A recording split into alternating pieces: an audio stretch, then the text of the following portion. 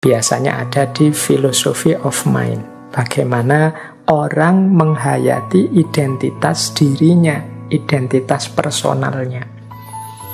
Dalam dunia filsafat itu ada pertanyaan seperti ini.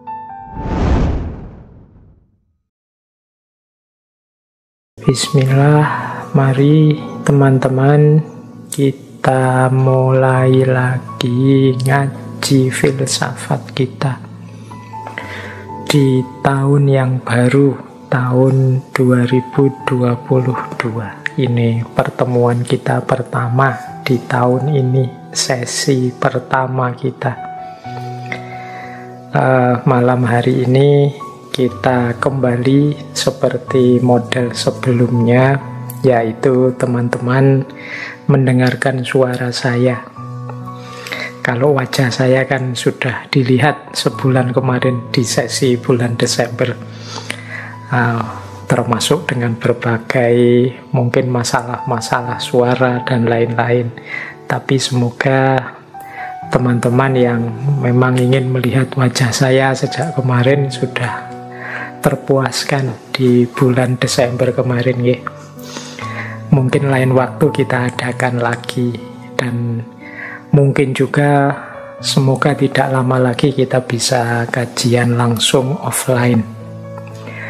Ya, setiap model kajian pasti saja ada kelemahan dan kekurangannya dan juga kelebihannya. Termasuk nanti kalau sudah ketemu langsung kita offline ngaji seperti kayak ngaji-ngaji filsafat yang dulu sebelum pandemi. Ya jangan dikira kalau sudah offline itu mesti nanti hasilnya lebih bagus, baik suara maupun tata gambarnya. Kadang-kadang juga selalu ada masalah-masalah.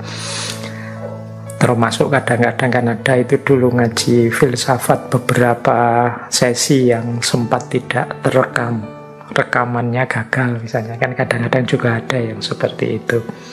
Tapi yang jelas semoga teman-teman bisa membedakan mana ghoyah, mana wasilah. Jadi semoga tidak lupa ghoyah kita, ghoyah itu tujuan kita, yaitu kita mencari ilmu, kita belajar, kita nambah wawasan dengan wasilah apapun yang mungkin. Ya termasuk apakah online, apakah dengan Zoom atau dengan rekaman atau offline ketemu langsung, itu namanya wasilahnya saja. Semoga teman-teman tidak hanya sibuk di situ terus lupa dengan hakikat kegiatan kita ini, ya kegiatan yang fokus pada mencari ilmunya.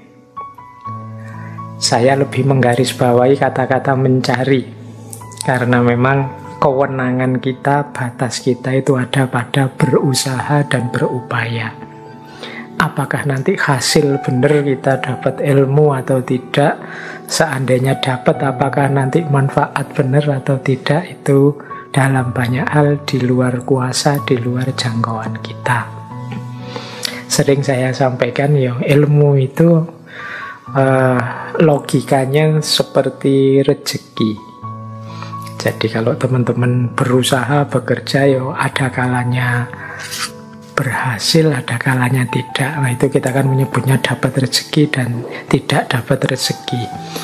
Mencari ilmu juga begitu. Kadang-kadang kita sudah serius, konsentrasi, tapi kok ya materinya sulit, terus tidak paham. Yaitu anggap saja itu belum rezeki. Atau sebenarnya materinya mudah, ini menarik, ini tertarik saya, kok ya terus suaranya terganggu atau suaranya putus-putus seperti minggu yang lalu, ya simpulkan saja itu berarti memang belum rezekinya, sehingga tidak melahirkan kegelisahan-kegelisahan yang tidak perlu. Yang penting semoga semangat kita belajar tidak surut, tidak susut. Baik teman-teman, malam hari ini kita di bulan ini masuk ke tema falsafah hidup lagi ya, untuk mengawali tahun 2022 ini. Saya lupa ini sesi falsafah hidup yang keberapa. beberapa kali dulu kan kita ada itu sesi filsafat hidup. Cuma untuk bulan ini kita akan mengangkat tema tentang pengenalan diri. Itu seperti yang diumumkan teman-teman dari MJS ya, tema kita bulan ini judulnya Who Am I? Siapakah aku? Ini tema yang kalau dalam dunia filsafat ini tema besar, juga tema perennial yang mungkin tidak selesai-selesai dibahas, dikejar, dicari-cari jawabannya, termasuk oleh para filosof. Siapa sih aku ini? Apa hakikat diriku? Ada ribuan jawaban, ada banyak perspektif, banyak alternatif ketika manusia berusaha memahami dan memaknai dirinya.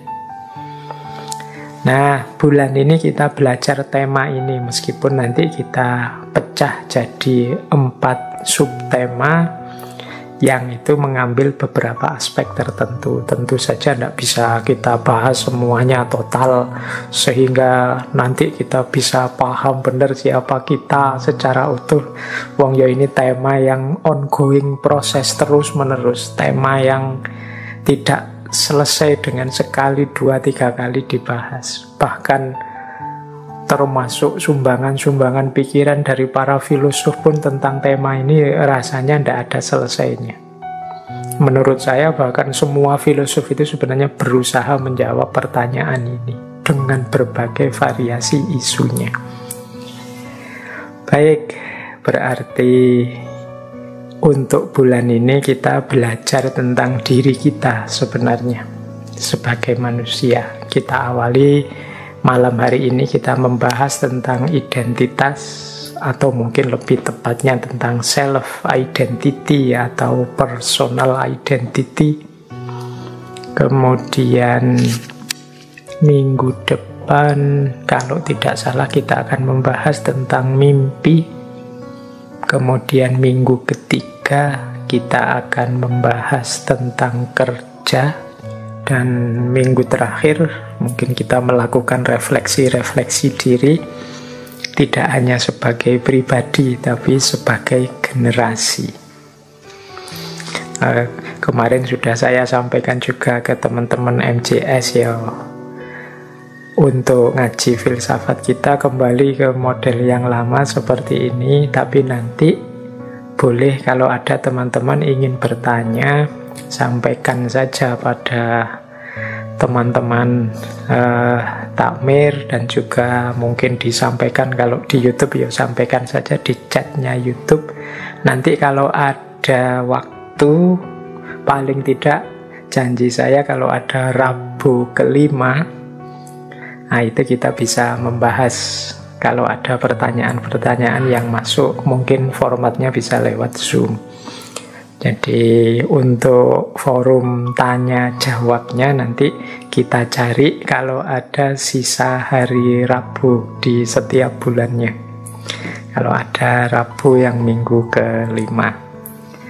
Baik, tapi kalau bulannya normal, Rabunya jumlahnya 4, ya kita istiqomah belajar ya. Jadi fokusnya memang kita istiqomah nambah wawasan dulu.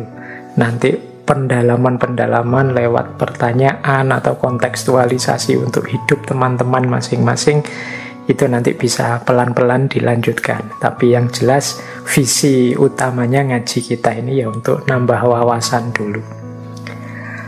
Baik, bismillah, kita awali untuk tema kita tentang identitas diri.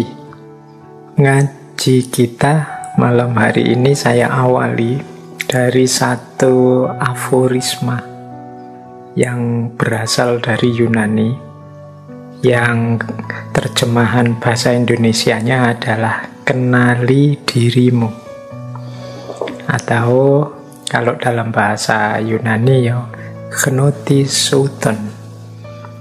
Ini satu kata yang luar biasa maknanya.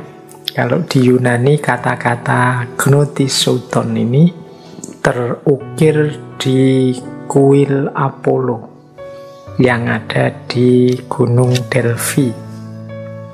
Dan kata-kata ini dipakai oleh banyak sekali filosof. Ada yang bilang pertama kali kata ini dipakai oleh seorang penulis dari Yunani namanya Aeschylus. Ada yang bilang ini dipopulerkan secara mendalam luar biasa oleh Socrates. Dilanjutkan oleh muridnya Plato. Dan nanti banyak lagi tokoh-tokoh yang menggunakan kalimat ini. Misalnya para filosof seperti Peter Abelard, Thomas Hobbes, kemudian Benjamin Franklin, Rousseau, Ralph Waldo Emerson, dan lain-lain. Banyak tokoh-tokoh filosof yang menggunakan kata-kata ini. Karena memang ini tema kunci kalau dalam kajian filsafat. Jadi tema mengenali diri. Kalau dalam Islam kan teman-teman sering sekali mendengar aforisma man arofa nafsahu arofa robbahu. Itu kan juga tema tentang bagaimana kita dituntut untuk mengenali diri kita. Jadi tema pengenalan diri ini salah satu tema kunci dalam filsafat, bahkan sejak lahirnya filsafat di Yunani. Ya teman-teman pastinya sudah sangat sering mendengar saya membincangkan tentang pentingnya mengenali diri. Bahkan dalam tahun lalu saya ingat akhir tahun 2020 kita mengangkat tema muhasabah misalnya. Muhasabah itu kan mengenali kembali diri, memahami kelebihan, kekuatan, kekurangan kita dan lain sebagainya. Apalagi ini awal tahun. Makanya yuk kita awali dengan bagaimana kita memahami diri. Ada satu quote yang menurut saya menarik tentang memahami diri ini dari Goethe. Ini saya ambil satu saja untuk mungkin merefresh pemahaman kita betapa pentingnya aspek memahami diri. Jadi kata Goethe, one must be something in order to do something. Seseorang harus menjadi sesuatu agar bisa melakukan sesuatu. Nah, ini kan kalau dimaknai secara luas itu ya kita ini harus sesuatu dulu sebelum bisa melakukan sesuatu. Sesuatu dulu itu kan pertama-tama kita harus paham, kita harus kenal kita itu apa, kita itu siapa. Jadi kita bisa menunjuk satu barang, misalnya bantal, itu kan karena kita tahu itu bantal. Kita tahu itu kursi, kita tahu ini laptop, kita tahu itu HP. Itu kan karena kita paham tentang kesesuatuan itu. Nah, maka kita juga begitu. Kita juga harus kenal kesesuatuan kita. Kalau manusia mungkin bukan sesuatu, kesiapaan kita. Tujuannya apa kalau kalimatnya Goethe tadi? Agar kita bisa to do something, bisa melakukan sesuatu.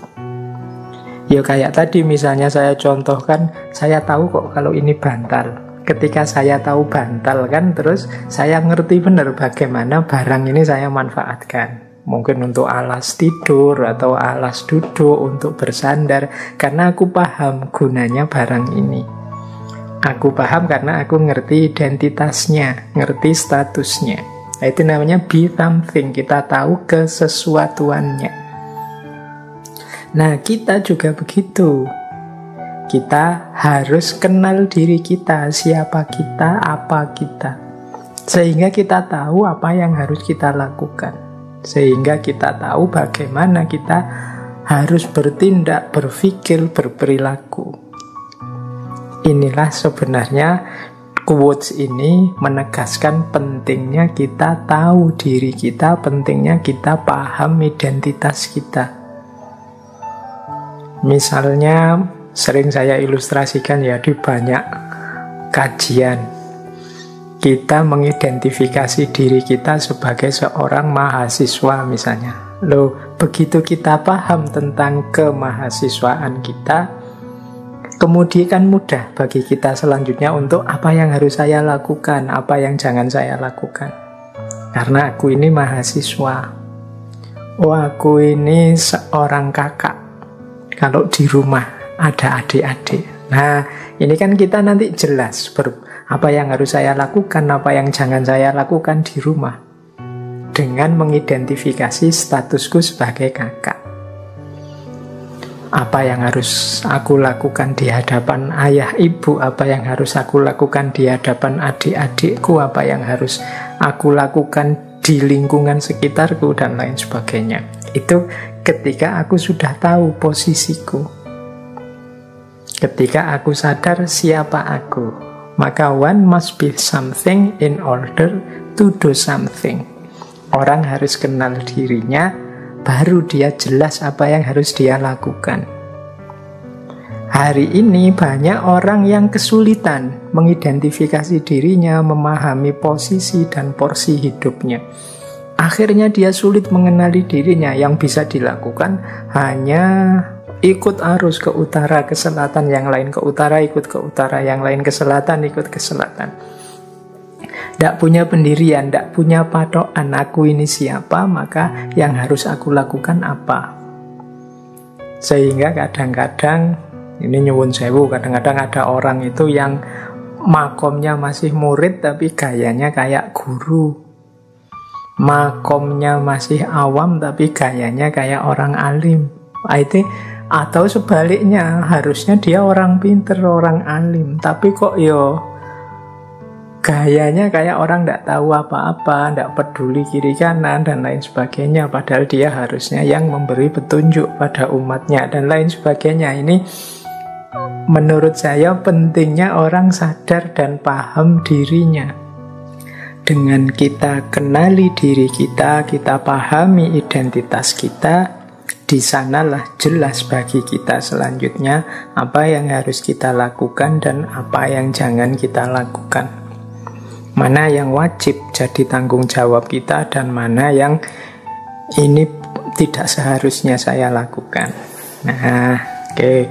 Kalau teman-teman nanti bekerja di perusahaan, di lembaga, di organisasi apapun, itu kan juga harus jelas. Ini saya posisinya apa, tugasku apa.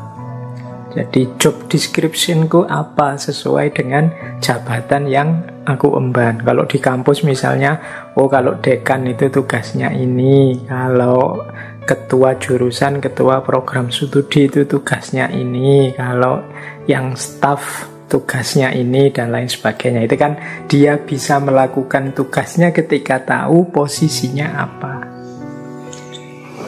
Inilah pentingnya orang mengenali dirinya, paham status dan identitasnya. Baik, kita lanjutkan. Nah, sekarang kita awali dari definisinya. Ada banyak sebenarnya definisi-definisi yang menjelaskan tentang identitas ini. Jadi ada yang mendefinisikan identitas itu di slide yang saya tampilkan. Saya ambil contoh 3 saja. Meskipun ada banyak sekali definisi tentang identitas yang menjadi penciri masing-masing orang.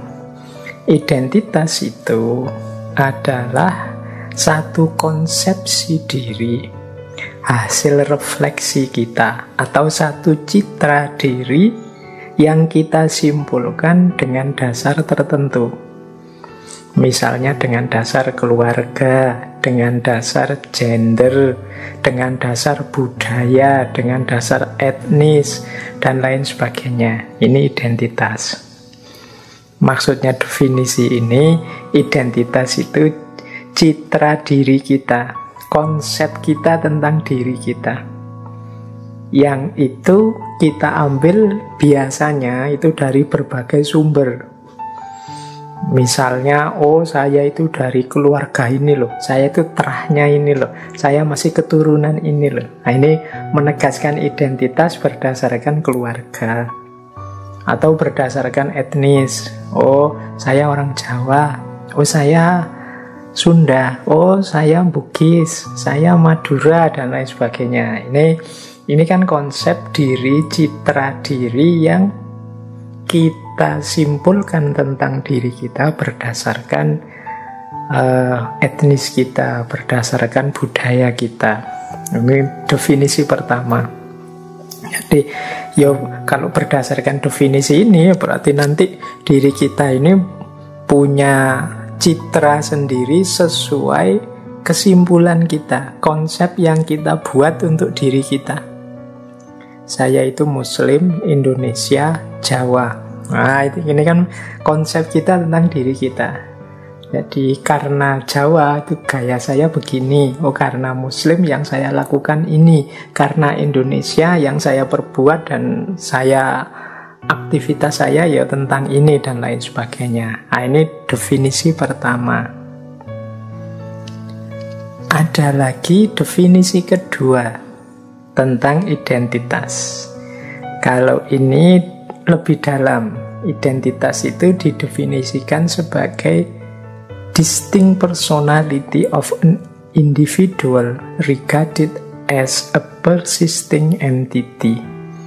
Jadi kepribadian itu satu personalitas, identitas itu satu kepribadian yang khusus dari seseorang yang dianggap sebagai sesuatu yang menetap. Kalau tadi yang di definisi pertama, identitas itu kan sesuatu hasil relasi kita dengan yang di luar diri. Kalau di definisi yang kedua itu, identitas itu sesuatu yang menetap, kepribadian yang menetap dalam diri kita. Misalnya ya, kita sering mengidentifikasi diri kita seperti ini. Saya itu orangnya pemarah loh. Nggak tahu kok begini ya saya itu. Ini ciri definisi identitas yang kedua ini. Jadi seolah-olah ada kualitas yang menetap dalam diriku. Saya ini patriotis orangnya. Rela membela negara dalam situasi apapun. Misalnya itu distinct personality. Saya itu orangnya ngalahan, males kalau diajak konflik silahkan sajalah. Nah, itu juga distinct personality. Ini juga jenis identitas. Jadi selain definisi pertama tadi yang kita mengafiliasikan diri dengan macam-macam variabel di sekeliling kita, ada juga definisi kedua. Kalau ini identitas itu ya sebagaimana karakter yang menetap dalam diri kita. Itulah aku, inilah aku. Nah, ini biasanya definisi identitas yang kedua. Terimalah aku apa adanya, itu biasanya orang merujuknya dengan gaya identitas yang kedua. Ada lagi definisi ketiga. Identitas itu a sense of individual autonomy. Jadi rasa diri yang otonom. Jadi di definisi yang ketiga ini, identitas itu lebih pada bagaimana aku mendefinisikan diriku. Jadi bukan tidak lagi tergantung pada hal-hal di luar diriku atau pasrah saja ada kualitas yang permanen dalam diriku.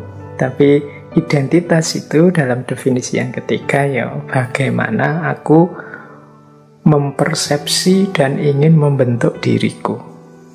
Nah, ini definisi yang ketiga. Jadi identitas itu ada kalanya hal-hal yang ditambahkan dalam diri kita karena relasi kita dengan yang di luar diri. Ada kalanya identitas itu dianggap ya karakter, dianggap sebagai ciri yang khas unik dari diri kita. Ada yang menganggap ya identitas itu adalah cermin dari kebebasan kita untuk membentuk diri kita seperti yang kita inginkan. Jadi ini 3 definisi dari identitas. Yang satu terserah pada hubungan-hubungan di sekeliling kita. Yang kedua harus kita cari karakter-karakter khusus kita. Yang ketiga, terserah pada kita seperti apa kita ingin membentuk diri kita. Jadi ini masing-masing nanti ada filosofinya, nanti kita jelaskan di belakang. Paling tidak Teman-teman malam hari ini ngerti ya kalau kita bilang identitas itu ada gaya yang pertama, ada gaya yang kedua, ada gaya yang ketiga. Kalau yang ada di KTP itu biasanya ya gaya pertama. Nama kita siapa, lahir di mana, dari keluarga apa, gendernya laki-laki apa perempuan dan lain sebagainya. Itu kan identitas pertama yang berhubungan dengan afiliasi-afiliasi kita dengan hal-hal di luar diri. Ada yang kedua itu berarti kalau teman-teman belajar tasawuf, belajar filsafat tentang manusia, sisi batin dan lain-lain, ini membahas karakter identitas yang menetap, sosok sisi manusiawi kita. Ada lagi versi identitas itu ketiga, yaitu bagaimana kita membentuk diri kita, berproses membentuk dunia ini seperti yang kita inginkan. Nah, itulah nanti jadi penciri kita. Jadi ini 3 tipe definisi tentang identitas. Ya kalau mau lebih didetailkan lagi, di situ saya bedakan ada personal identity, ada cultural identity dan social identities, dan juga others. Others itu parameter-parameter yang lain. Personal identity ini lebih pada definisi identitas yang kedua dan ketiga. Dan malam hari ini sebenarnya kita akan lebih fokus pada personal identity-nya. Bagaimana kita memahami diri personal kita. Kalau yang cultural, kultural, dan sosial ya nanti mungkin ada sesi yang lain kita perdalam lagi tentang identitas-identitas sosial kultural. Yang kultural sosial ini ya biasanya berkaitan dengan banyak hal. Ada istilah racial identity. Racial identity itu ya identitas ras kita atau mungkin etnik kita, termasuk national identity, identitas nasional kita sebagai bangsa Indonesia misalnya, atau regional identity atau organisasional identity. Kita ada di lembaga apa, kita ikut organisasi apa, itu organisasional identity. Bahkan hari ini ada cyber atau fantasi identity, identitas fantasi, identitas cyber. Ini menarik untuk kita bahas ya kapan-kapan. Jadi identitas kultural sosial versi baru. Ada orang itu yang misalnya punya identity yang sifatnya cyber atau fantasi puluhan, ratusan, bahkan mungkin yang kita sebut hari ini buzzer itu ya. Jadi identitas yang itu tidak otentik kita, tapi untuk kita buat berfantasi, main-main saja. Jadi kayak kita kalau di Instagram, di TikTok, di Facebook atau di Twitter itu kan kita sering memainkan fantasi kreatif kita di sana yang kadang-kadang tidak menggambarkan diri kita yang otentik. Kadang-kadang ketidakpuasan kita di dunia nyata kita lampiaskan ke dunia maya, sehingga seolah-olah antara profil kita di dunia maya dengan di dunia nyata itu jaraknya jauh sekali. Kalau di dunia nyata orangnya pendiam, orangnya tidak banyak omong, tapi begitu masuk dunia maya cerewetnya luar biasa, masuk dunia maya kerasnya luar biasa. Padahal kalau ketemu ya orangnya lembut ternyata. Ini namanya fantasi identity. Itu nanti apa sih fantasi identity ini hubungannya dengan personal identity? Pastinya nanti ada, cuma mungkin kita lain waktu membahas ini ya. Sedikit-sedikit dulu pernah kita bahas, misalnya di sesi-sesi ketika kita membahas post-truth atau ekstase komunikasi. Tapi malam hari ini untuk diketahui saja, ternyata di aspek sosial kultural ini ada macam-macam identitas yang kita sandang. Dalam tradisi tasawuf, dalam beberapa tradisi filsafat itu kadang-kadang identitas-identitas sosial kultural ini sering disebut topeng-topeng yang harus kita pakai, yang kadang tidak menggambarkan personal identity kita, tapi resiko kita bagian dari masyarakat secara sosial maupun kultural, ya kita harus berlaku seperti itu. Jadi nanti ada problem-problem. Ada lagi yang lain, dasar-dasar untuk membangun identitas, ya misalnya umur, agama. Agama kan sering juga jadi basis membangun identitas. Kemampuan, mungkin kelas-kelas sosial. Ini kelas sosialita, atau kelas masyarakat yang proletar, atau kelas masyarakat awam, atau kelas ini kan kelas-kelas sosial dengan berbagai versinya. Ini juga termasuk jenis identitas. Termasuk mungkin generasi, wah saya generasi milenial, oh saya termasuk baby boomers, oh saya termasuk, nanti kita kalau yang generasi ini bisa kita bahas nanti di minggu terakhir bulan ini, bagian dari sosial kultural, identitas sosial dan identitas kultural kita. Baik, jadi ya nanti kalau dibahas semua itu bisa luas sekali. Harusnya 1 bulan penuh kita membahas identitas ini. Tapi pelan-pelan ya, malam hari ini kita bahas dulu yang identitas personal. Nah, menarik, ada teori begini tentang identitas itu. Seseorang akan mampu merumuskan dirinya, menegaskan identitasnya kalau dia punya 3 hal ini dalam dirinya. Yang pertama self-esteem, yang kedua self-worth, yang ketiga self-opinion. Self-esteem itu kadang-kadang kita terjemahkan sebagai kebanggaan diri. Maksudnya apa sih self-esteem itu? Ya kita ini punya pandangan, punya pemikiran, punya passion tentang diri kita. Jadi orang itu ngerti dirinya. Orang itu bisa memahami dirinya. Nah, orang yang ngerti dan memahami diri ini kan kemudian dia punya kebanggaan terhadap dirinya. Kebanggaan diri nanti bisa melahirkan self-love, rasa cinta pada dirinya. Ini kita bahas bulan yang lalu. Yang kedua apa? Self-worth. Self-worth itu menilai, menghargai dirinya sendiri. Jadi cara kita menghargai diri, itu namanya self-worth. Yang ketiga self-opinion. Self-opinion itu bagaimana kita menilai diri kita. Jadi kita punya nilai, kita punya judgment. Misalnya, oh saya itu orangnya sebenarnya sabar kok, kalau kalian tidak keterlaluan. Saya itu orangnya easy going saja, yuk jalan saja. Ini namanya self-opinion.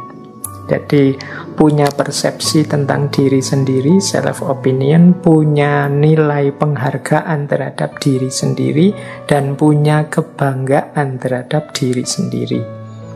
Ini akan jadi variabel, ini akan jadi basis bagi pembangunan identitas diri.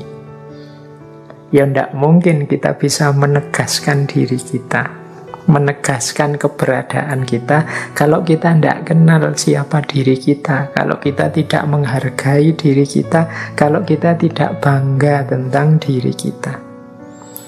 Ya awalnya bangga itu ya mestinya ya ngerti dan menghargai. Ini nanti jadi dasar self-esteem, self-worth, dan self-opinion. Di awal tadi ada quotes dari Goethe tadi, orang yang mudahnya artinya kan orang yang punya identitas baru dia bisa bergerak. Nah, untuk bisa punya identitas ya syaratnya ada 3 aspek ini. Kalau tidak Kalau orang tidak punya identitas, Pak, tidak punya tiga ini, Pak. Misalnya tidak punya self-esteem, tidak punya self-worth, tidak punya self-opinion. Ya kalau dari quotes tadi bisa disimpulkan dia sulit untuk menjadi sesuatu atau melakukan sesuatu. Nah, di situ saya gambarkan ya bagaimana orang yang tidak punya self-esteem misalnya, tidak punya konsep, tidak punya kebanggaan, tidak punya nilai tentang dirinya. Misalnya orang yang menganggap dirinya rendah, menganggap dirinya tidak penting, alah siapa sih aku ini, dan lain sebagainya, dalam makna yang sebenarnya ya bukan sekedar untuk rendah hati atau menghargai perasaan orang lain demi sopan santun. Kadang-kadang kan kita memang apalah saya ini, tapi itu demi sopan santun saja sih ya. Aslinya saya tidak begitu ya, saya ngerti saya punya kemampuan, punya kapasitas.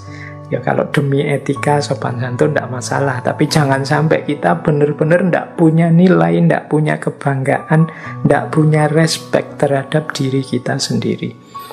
Karena pasti itu akan jadi awal kegagalan kita. Coba dilihat lingkaran itu.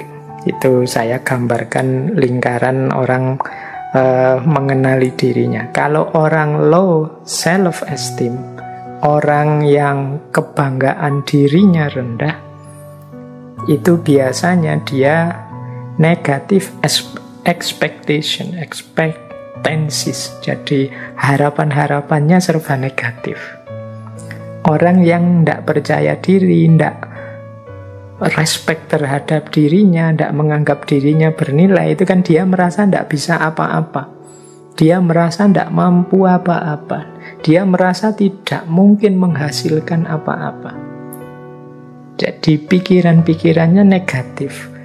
Apa ya aku bisa? Siapa sih aku? Apa ya aku mampu? Nah, ini diawali dari low self-esteem tadi. Karena dia menilai dirinya terlalu rendah.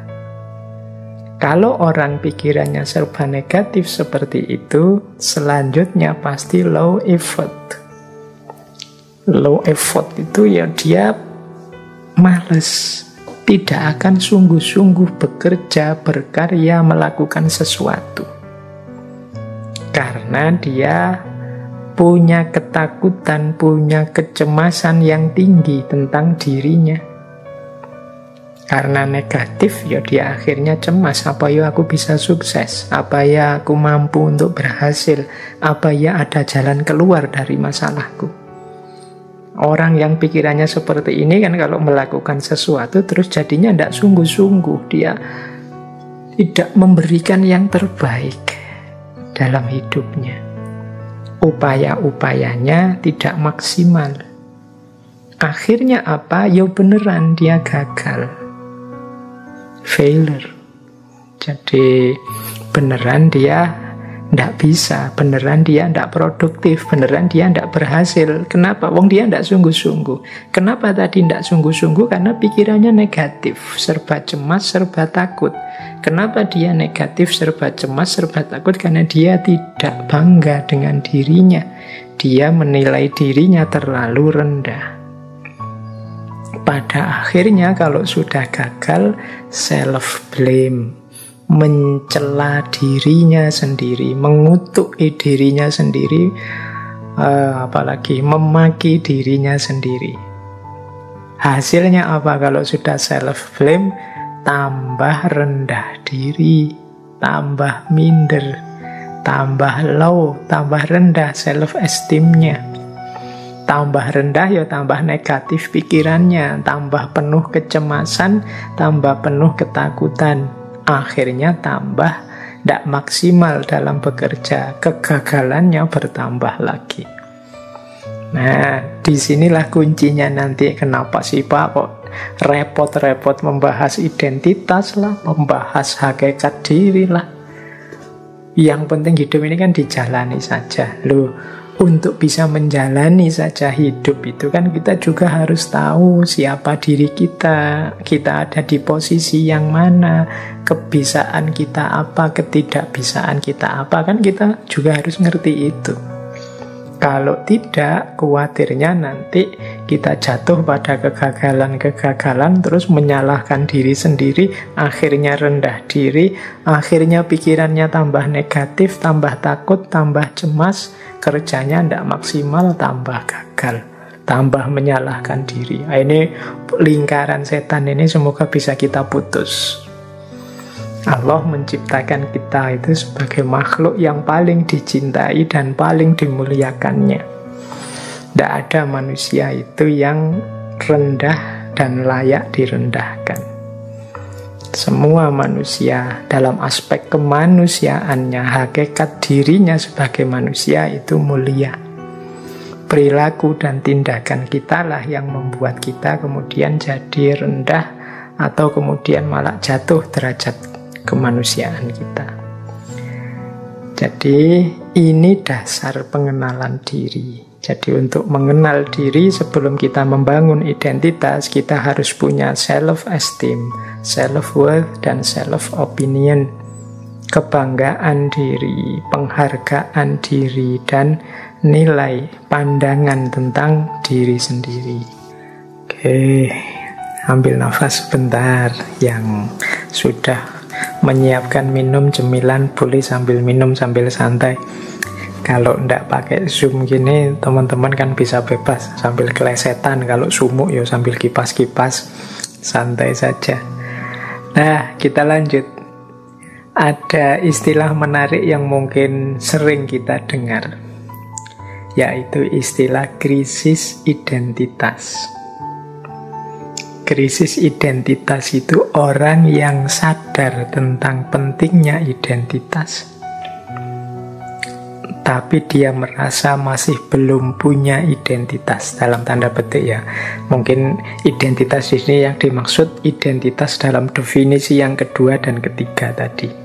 Kalau identitas yang sifatnya sosial, kultural, kita ini anak mana, rasnya apa, etnisnya apa, dan lain sebagainya kan pasti punyalah ya setiap orang. Tapi krisis identitas di sini dalam definisi yang kedua, yaitu siapa sih aku ini hakikatnya? Aku ini bisa apa? Aku ini kemampuanku apa? Keistimewaanku apa? Keunikanku apa yang harus aku lakukan? Nah, ini banyak orang yang merasa tidak mampu menjawab pertanyaan-pertanyaan ini. Itu nanti yang disebut krisis identitas.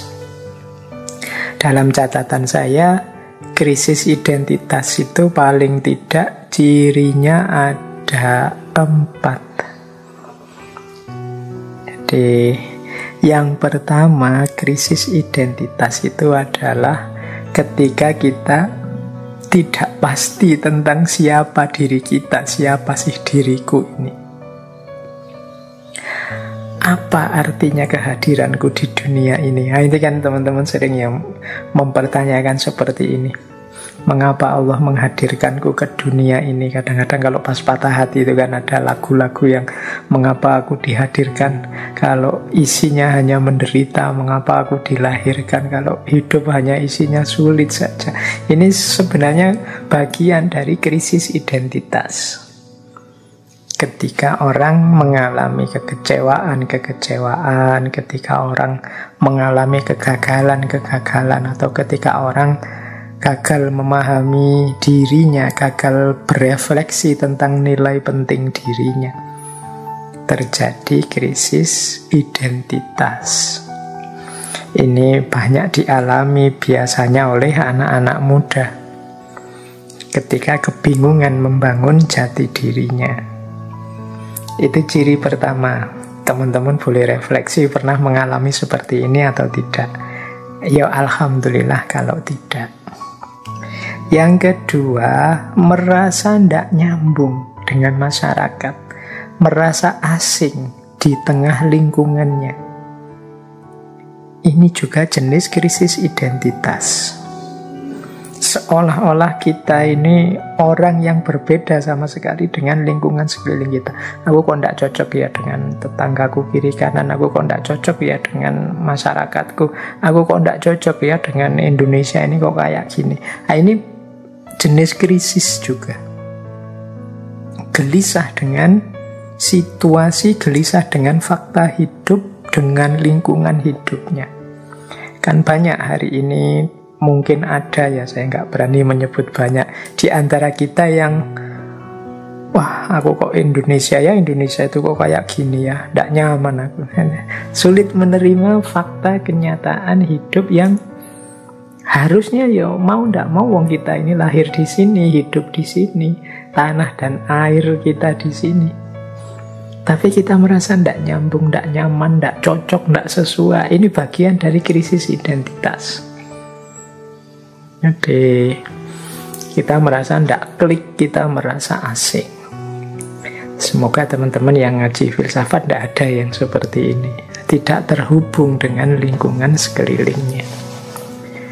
Yang ketiga, orang yang mengalami krisis identitas, di antara cirinya adalah orang yang ingin selalu dihargai dan selalu menuntut untuk diakui keberadaannya. Ini ciri ketiga. Kalau teman-teman misalnya merasa, lu aku kok dicueki terus ya, terus tertantang untuk tampil terus, aku harus muncul, harus dihargai, harus dianggap ada. Ini menunjukkan mungkin teman-teman mengalami krisis identitas. Jadi teman-teman tidak pasti tentang dirinya. Akhirnya untuk memastikan menunggu pengakuan dan penghargaan orang lain. Kita tidak yakin tentang kapasitas kedirian kita, akhirnya kita menunggu orang lain setuju, orang lain mengakui, orang lain menghargai diri kita. Nah, kalau hari ini mungkin di antara kita yang menunggu merasa berharga. Misalnya kalau sudah posting di medsos, terus wah yang like banyak sekali, followerku banyak sekali, yang subscribe banyak sekali ya. Terus kita baru wah berarti aku ini eksis ya, aku ini ada, aku ini dihargai. Dan kita ingin terus seperti itu untuk menegaskan bahwa kita ini selalu ada dan selalu dihargai. Ini ada kalanya merupakan ciri orang yang sedang krisis identitas. Dia belum mantap dengan konsep dirinya. Dia membutuhkan pengakuan, membutuhkan penghargaan yang lain tentang keberadaan dan keunikan dirinya. Nah, ini ciri yang ketiga dari krisis identitas. Ciri yang keempat, ini lanjutannya yang tadi, nomor 3 sebenarnya. Kalau yang ketiga tadi kan selalu menuntut untuk diakui dan dihargai.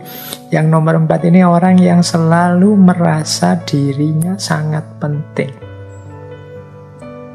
Dia menganggap dirinya itu sangat penting. Masyarakat, lingkungan, keluarga, teman-teman, dan lain sebagainya di sekelilingnya itu hadir hanya dalam rangka menegaskan dirinya penting. Dia menganggap dunia itu seolah-olah berputar di sekeliling dirinya saja. Ini juga bagian dari orang yang mengalami krisis identitas. Jadi ini untuk memahamkan teman-teman saja ya tentang istilah krisis identitas ini. Karena di antara kita mungkin ada yang mengalami ini. Jadi kalau ditanya tentang siapa sih aku itu, hakikatnya aku apa sih, khasnya aku itu apa, keunikan penciriku apa, itu kan kesulitan untuk menyimpulkan, akhirnya menuntut keluar. Jadi menuntut diakui, dihargai, memposisikan diri sebagai sangat penting dan lain sebagainya. Jadi menunggu diakui dari luar bahwa dia ini sesuatu. Nah, itu ciri tentang orang yang krisis identitas. Jadi tidak pasti tentang identitas dirinya, siapa aku, tidak nyambung dengan masyarakatnya, selalu menuntut untuk diakui, dihargai, dan merasa diri sangat penting di hadapan orang lain. Nah, ini bahan ya, ini jangan dipakai untuk nuding orang lain ya, kita pakai untuk refleksi diri kita sendiri. Jangan-jangan kita pernah ngalami ini. Ya tentu saja orang yang mengalami krisis identitas ini waktunya akan banyak habis dipakai untuk mengejar pengakuan dan penghargaan dari orang lain. Atau waktunya habis untuk dia mencari-cari makna hidupnya.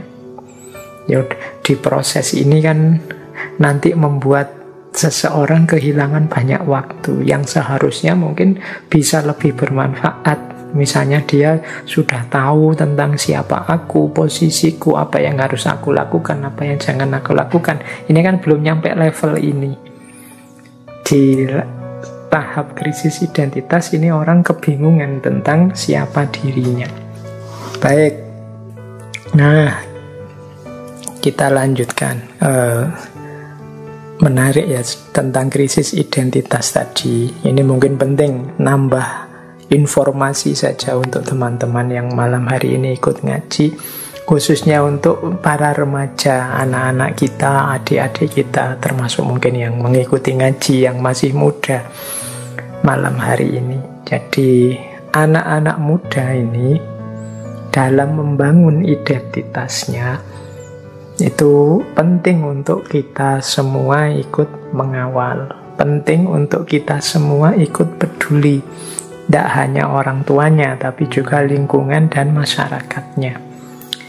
Karena anak-anak muda, para remaja ini, kalau dalam teorinya, mereka ini melakukan pembentukan identitas itu antara lain dengan 4 cara.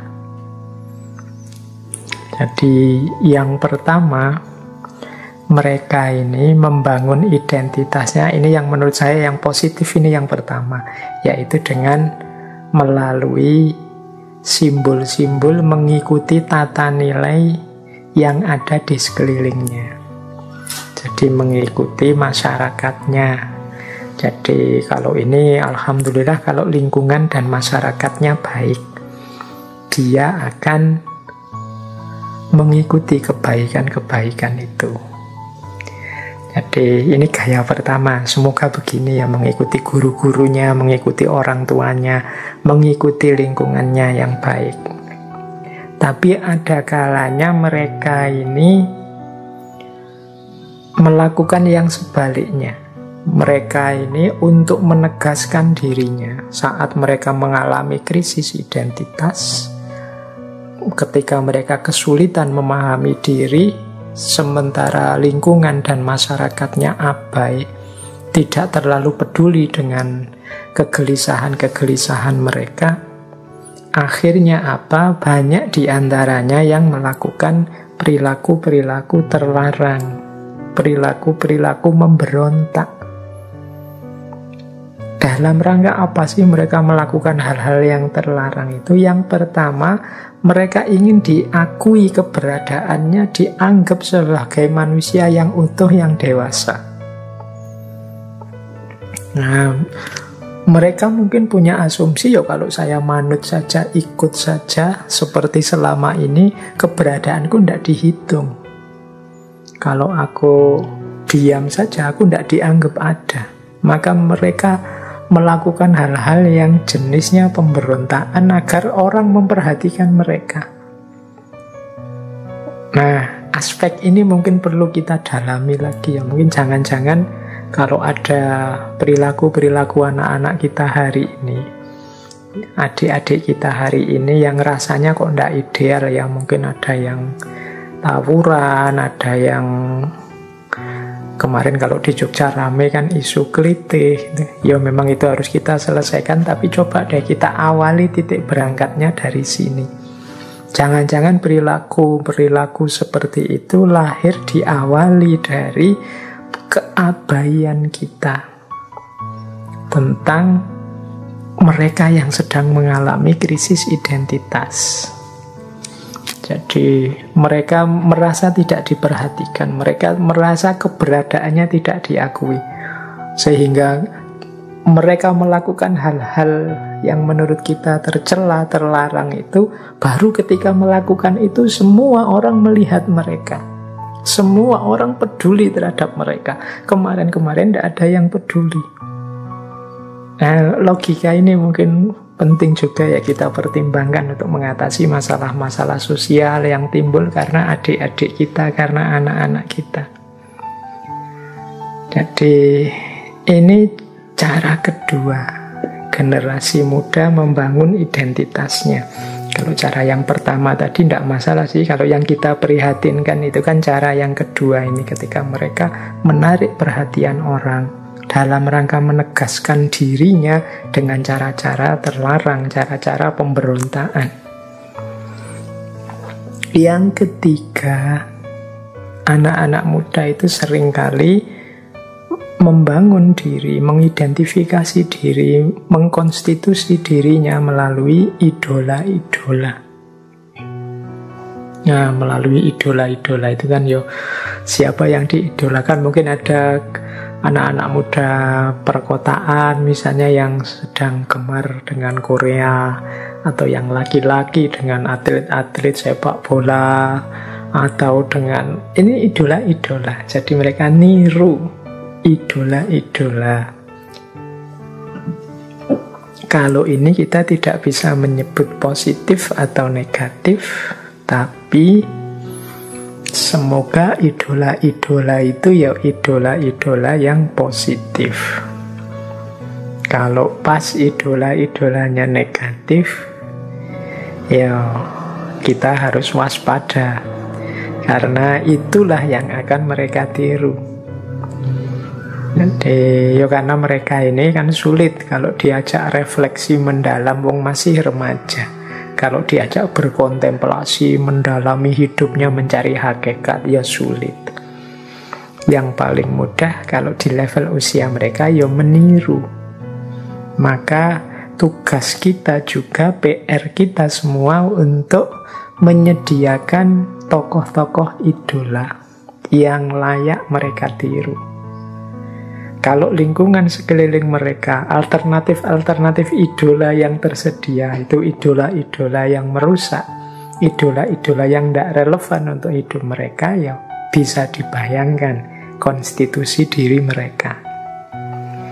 Jadi ini sebenarnya sisipan saja tema, karena hari ini banyak kita lihat calon-calon generasi masa depan anak-anak muda yang harapan kita semua justru membangun dirinya, mengkonstitusi dirinya dengan hal-hal yang mungkin tidak cocok dengan ideal-ideal yang selama ini kita yakini.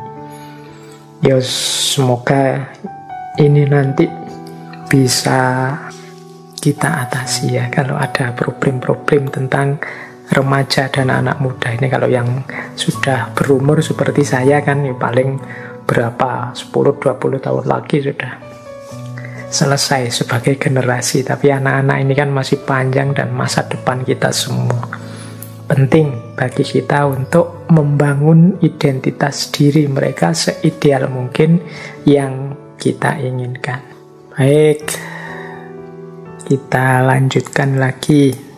Sekarang kita agak ke filsafatnya ya teman-teman, tentang identitas ini.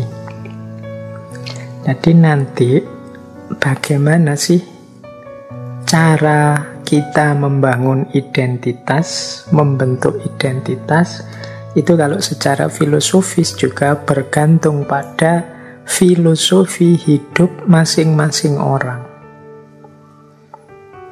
Dalam catatan saya, ketika orang membangun identitas itu berhubungan dengan cara dia memahami hidup. Nah, orang memahami hidup itu secara umum, ini secara umum saja ya, ada 4 gaya. Ada gaya fatalistik, ada gaya humanistik, ada gaya dualistik, ada gaya konstruktivistik. Fatalisme, humanisme, dualisme, dan konstruktivisme. Ini kita mulai belajar filsafatnya ini. Nah, Dari perspektif fatalisme, menganggap ya hidup ini sudah sepenuhnya ada mekanismenya. Manusia itu tidak bebas di hadapan mekanisme-mekanisme ini. Termasuk siapa aku, konstitusi diriku, dan lain sebagainya, itu ya sudah ada polanya. Kalau bahasa agama ya sudah ada takdirnya sendiri-sendiri. Nah, bagi orang yang perspektifnya fatalistik ini, ya dia isinya hidupnya adalah pasrah saja. Jadi kalau ada orang yang, Pak, saya mengalir saja lah Pak, saya ikuti aliran hidup ini seperti apa. Nah, gaya seperti ini namanya gaya fatalistik. Ini saya tidak ngomong mana yang lebih benar, mana yang salah, mana yang pas ya. Ini perbedaan persepsi tentang hidup. Ada orang yang persepsinya fatalistik, sehingga dia gayanya cenderung pasrah saja. Kok bisa ya Pak ada orang yang gayanya fatalistik misalnya? Ya mungkin saja wong setiap orang itu sesuai dengan konstruksi sejarahnya masing-masing. Saya kasih contoh ya, misalnya kenapa kok ada orang fatalistik. Dalam ilmu kalam itu ada analisis misalnya tentang kenapa sih ajaran-ajaran, kalau dalam Islam itu ya Jabariyah misalnya. Jabariyah itu kan bahasa Arabnya dari fatalisme, bahwa orang itu bisanya ya pasrah saja pada Tuhan. Kenapa ajaran ini bisa hidup misalnya di Timur Tengah zaman dulu misalnya. Nah, itu ada analisis begini, karena konstruksi geografisnya Timur Tengah itu, di situ kan banyak padang pasir, banyak. Jadi secara geografis itu manusia itu benar-benar tidak berdaya di hadapan alam. Kalau orang di padang pasir itu kalau kena badai pasir, kalau pas tidak ada air dan lain sebagainya, itu kan situasi yang tidak ramah untuk manusia. Berhadapan dengan situasi-situasi semacam itu terus-menerus, ya manusia kemudian cenderung pasrah. Ya mau gimana lagi kalau sudah situasinya begitu, geografinya begitu. Nah, ini sehingga ideologi seperti itu, pandangan seperti itu di sana hidup, diterima. Mungkin ini bisa dianalisis juga mengapa geografisnya Jawa itu seperti apa, kehidupan sosialnya masyarakat Jawa seperti apa, sehingga gaya hidupnya kok seperti itu. Nah, kembali pada identitas tadi, berarti ada orang yang memang pasrah saja, tidak pernah merenung dalam, berpikir serius tentang bagaimana aku harus mengkonstitusi diriku, membangun identitasku. Ini gaya fatalistik. Ada persepsi kedua, gaya nomor 2. Ini gaya humanisme. Kalau dalam pandangan humanisme itu kan yang berpandangan bahwa hakikatnya manusia itu baik. Kualitas-kualitas dirinya baik. Secara fitrah manusia itu positif. Hanya orang-orang yang lupa, hanya orang-orang yang tersesat, yang tidak mau berpikir jernih dan lain sebagainya, yang kemudian hidupnya jahat, hidupnya rusak, hidupnya kacau. Manusia itu ya aslinya baik. Nah, orang yang punya pandangan seperti ini, ya cara dia membangun diri, membangun identitas itu dengan cara apa? Mengaktualkan potensi kebaikan yang ada dalam dirinya. Jadi hidup sebagai manusia. Kita sering pakai istilah manusia yang manusia. Karena manusia yang manusia itu pasti baik. Karena hakikat sifatnya manusia itu baik. Ini namanya humanisme. Jadi kalau ada orang, bagaimana sampean membangun diri, membangun identitas diri, ya saya tidak macam-macam, yang penting jadi manusia saja yang baik. Nah, ya memang jadi manusia itu pasti baik dalam perspektifnya humanisme. Ini ciri kedua, jadi pandangan tentang konstruksi identitas. Ada yang ketiga, ada orang yang punya pandangan dualistik. Jadi manusia itu tidak hanya punya unsur kebaikan, tapi dalam dirinya juga ada potensi keburukan. Jadi manusia itu ya tidak baik saja, ada baiknya juga ada buruknya. Jadi fitrahnya manusia itu ya ada ahsanu takwimnya, ada juga asfala safilinnya. Ada fujuroha, ada fujurnya, tapi juga ada watakwaha, ada takwanya. Ada positif, ada negatif.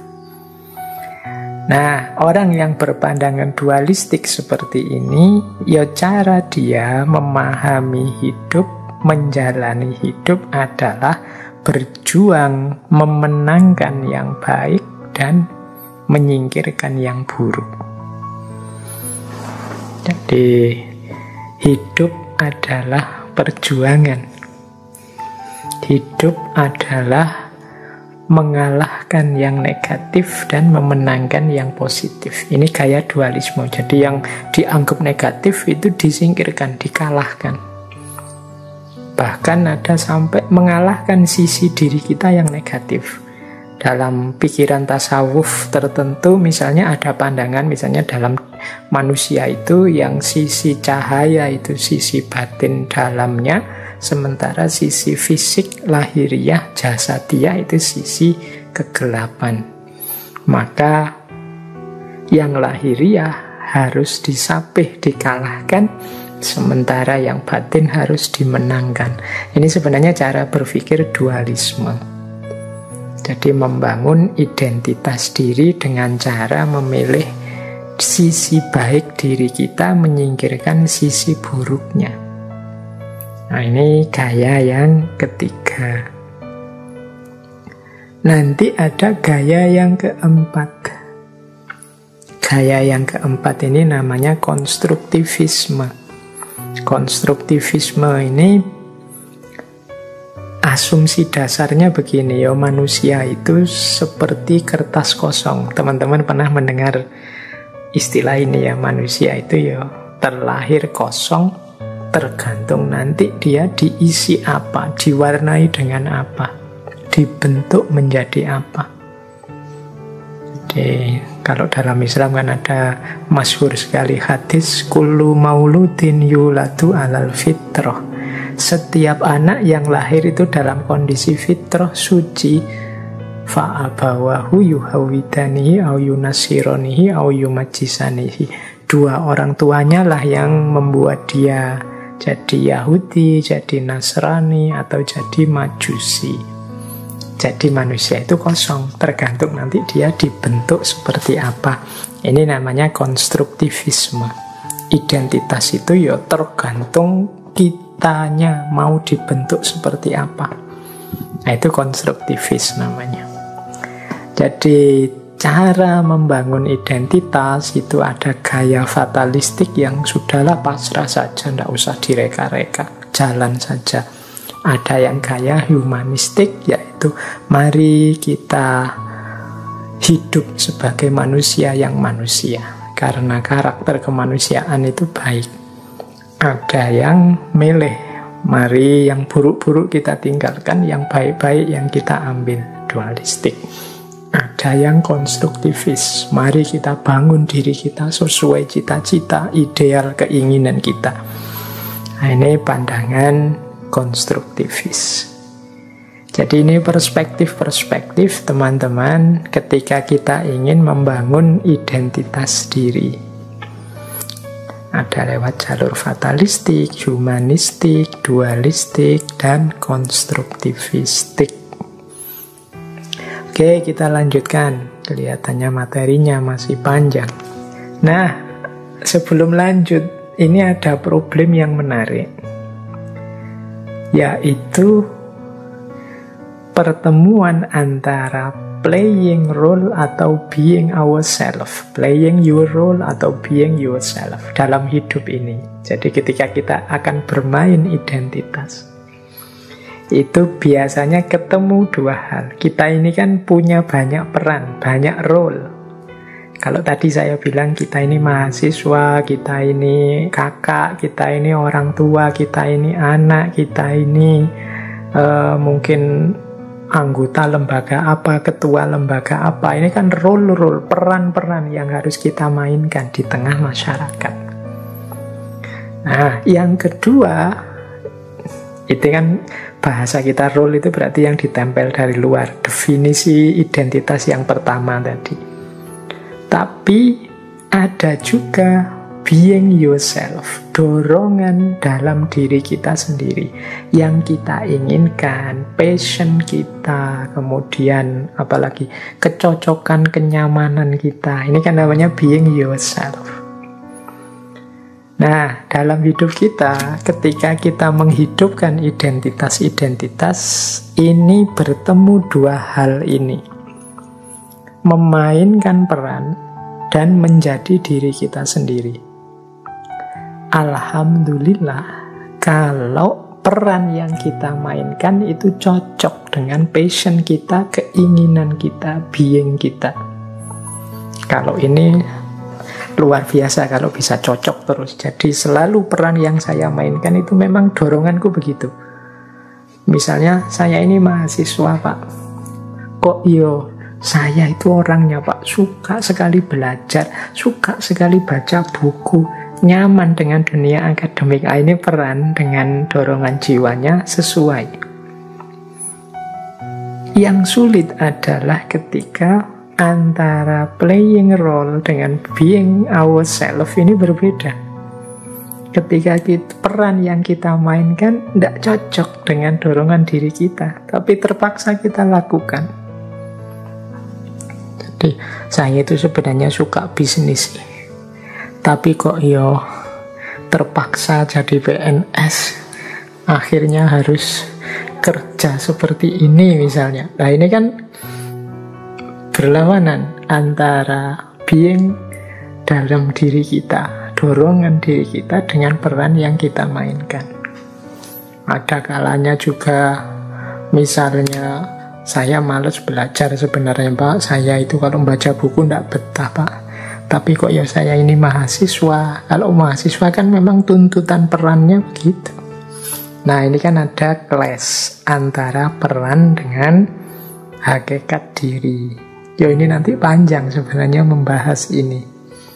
Jadi bagaimana manage ketika sesuatu itu tidak nyambung.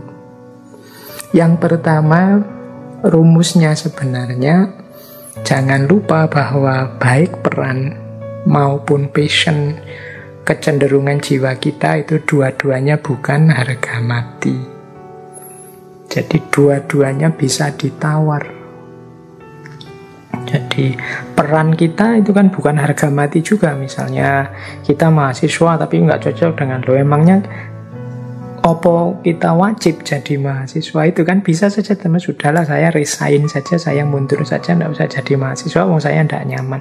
Keberhasilan hidup kan nggak melulu ditentukan oleh ijazah kemahasiswaan kita. Meskipun saya juga tetap belajar, tapi kan nggak harus jadi mahasiswa. Belajar saya belajar kehidupan misalnya. Loh, itu kan bisa, berarti bukan harga mati. Passion kita juga bukan harga mati. Dorongan jiwa kita itu juga bukan harga mati. Kecuali bagi orang-orang tertentu yang manja, sentimental, atau idealistik yang tidak bisa ditawar. Jadi karakter kita itu kan kita yang membentuk. Jadi pembiasaan-pembiasaan kita. Jadi tinggal kita lanyahkan, kita biasakan, mungkin dorongan jiwa ini bisa berubah. Aslinya saya itu, Pak, malas membaca, tapi lama-lama membaca ternyata asik juga. Lama-lama malah saya senang baca kok, Pak. Aslinya saya malas ke masjid, tapi sekali dua kali kok nyaman. Lama-lama kok nyaman, kalau tidak ke masjid malah tidak enak. Nah, ini berarti apa? Dorongan jiwa itu bukan sesuatu yang tidak bisa ditawar. Jadi seandainya kelas pun tidak masalah, teman-teman ingin menghidupkan atau memperjuangkan yang mana. Tergantung prinsip-prinsip ideal dalam hidup yang ingin kita jalankan. Yang kedua, pastikan dalam kelas tadi, pertemuan antara peran dengan diri kita itu dua-duanya memang isinya kebenaran. Yo, kalau salah satu keburukan, yang harus ditinggal adalah yang buruk dan yang salah. Entah di posisi mana kebaikan dan kebenaran itu yang harus kita hidupkan. Misalnya dorongan jiwaku yang salah, peranku ini benar baik, ya tetap harus kita mau mengalahkan dorongan jiwa yang salah tadi. Saya inginnya senang-senang saja kok Pak, tidak mau kawin sih, mau asik-asik saja, itu dorongan jiwaku. Tapi kan sebagai seorang yang beradab, sebagai seorang yang beragama kan saya tidak boleh begitu. Itu kan peran adab di tengah masyarakat, peran agama, role sebagai orang beragama yang harus kita jalankan. Kalau dalam posisi ini kan kelihatan peran kita yang positif, baik, benar, sementara dorongan jiwa kita yang ingin senang-senang saja itu tidak sesuatu yang positif. Berarti apa? Ya menangkanlah yang positif, yang baik. Kalau dua-duanya sama-sama baik gimana Pak? Dua-duanya sama-sama positif, ya silahkan saja dipilih mana yang berarti milih mana saja ya benar. Dan tidak masalah wong dua-duanya bukan harga mati. Jadi ini mungkin diskusinya bisa panjang. Silahkan nanti setelah ini teman-teman bikin diskusi sendiri tentang bagaimana menyeimbangkan peran-peran yang harus kita mainkan dalam hidup dengan dorongan jiwa kita sendiri. Jadi identitas relasional kita sebagai orang Indonesia, sebagai seorang Muslim, sebagai orang Jawa, sebagai mahasiswa, sebagai kakak, sebagai warga masyarakat, dan lain sebagainya. Ini kan peran-peran identitas yang harus kita mainkan dengan diri kita sendiri. Dorongan jiwa, passion kita, hasrat cita-cita, ideal kita, dan lain sebagainya. Ini problem umum yang dialami dan dirasakan setiap orang. Baik, itu beberapa problem filosofis tentang identitas. Kita lanjutkan lagi. Ini lebih dalam lagi filsafatnya. Jadi ada teori begini kalau dalam filsafat ini. Kalau dalam filsafat ini namanya problem mind and body. Biasanya ada di philosophy of mind. Bagaimana orang menghayati identitas dirinya, identitas personalnya. Dalam dunia filsafat itu ada pertanyaan seperti ini. Mungkin teman-teman kalau ada waktu boleh ikut-ikutan mikir.